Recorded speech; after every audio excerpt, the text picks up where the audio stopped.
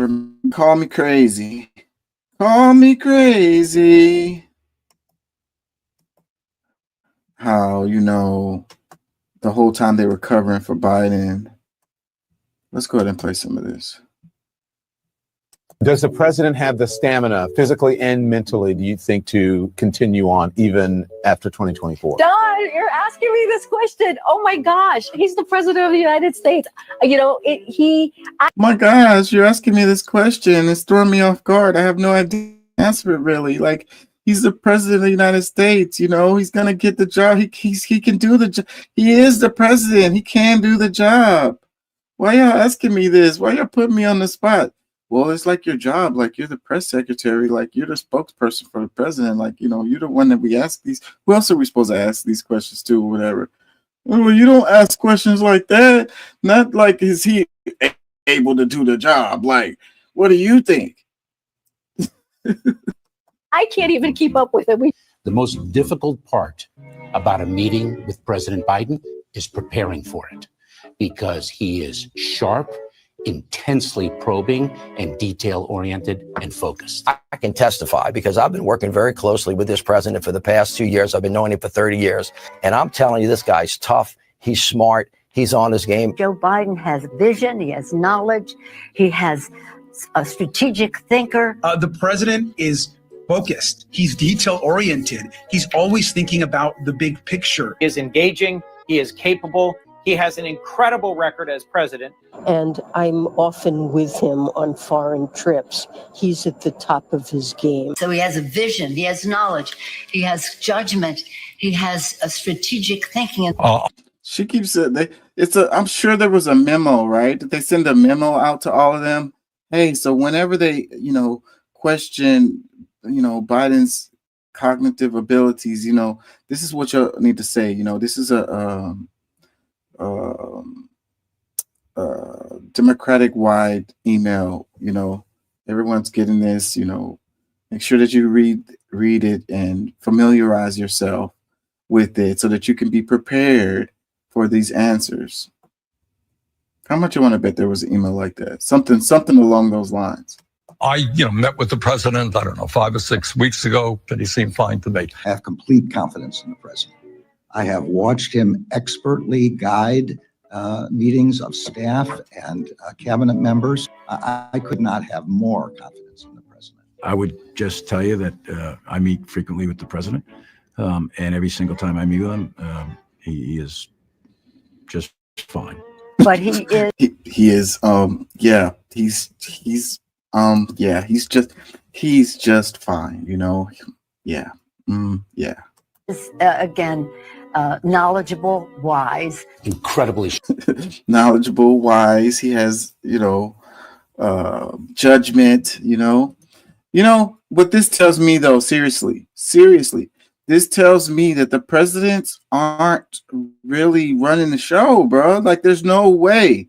There is no way, And I understand. I mean, you're theoretically, you put people around you who can, take care of business or whatever. Like, the people who are specialists, the people that know things, and you defer to them. So, like, theoretically, that's it. But at the end of the day, the president is supposed to have the last say in the last word and be like, well, we're going to go with this. So, or whatever, But you can't tell me, that this country is really ran by the president when the president is not even all there. And this ain't the first time. This isn't the first president that we've had that was in office and not all there. You know what I mean? So how does things work when the person that's in charge is not all there?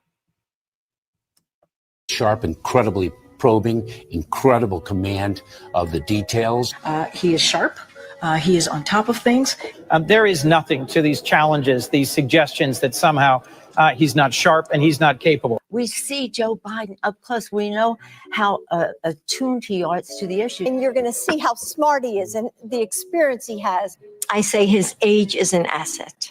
Aha!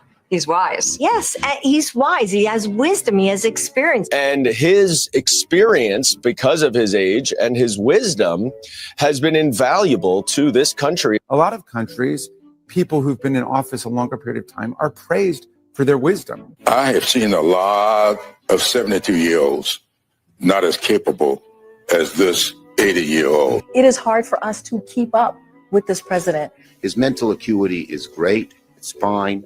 It's as good as it's been over the years.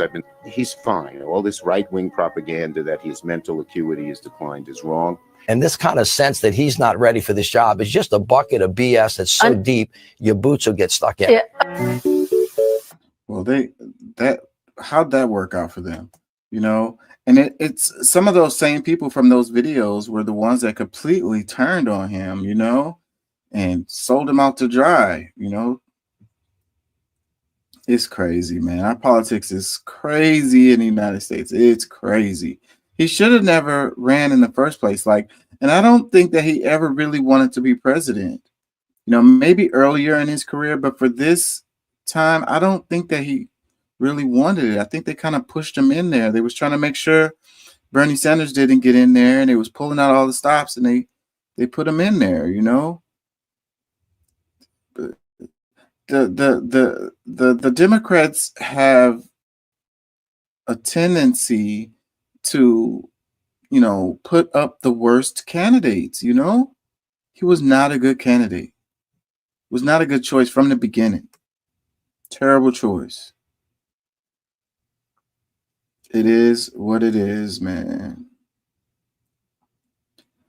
Julian Assange, every war in the past 50 years is a result of media lies. So a video we just played was of people lying through their teeth. And, you know, at the end of the day, you can't really blame them, right? As far as, you know, they were doing their job, basically. You know, they were trying to mitigate damage or whatever, you know, and whatever, you know, they are asked to do, it's their job to do it because that's what they do. They're politicians, you know, their job is to, you know, get certain messages out to the people, you know, sometimes their job is to be the face of the problem or whatever, the scapegoat or whatever. Like, you know, it's a tough job at the end of the day, but you got to be okay with, you know, having like no spine, you know, having no integrity and all of that. The people that do have integrity and character and care about the truth or whatever aren't going to survive under. Looks like we got us another hit. Those type of situations. TikTok ban is stupid, in our professional opinion. Here's why.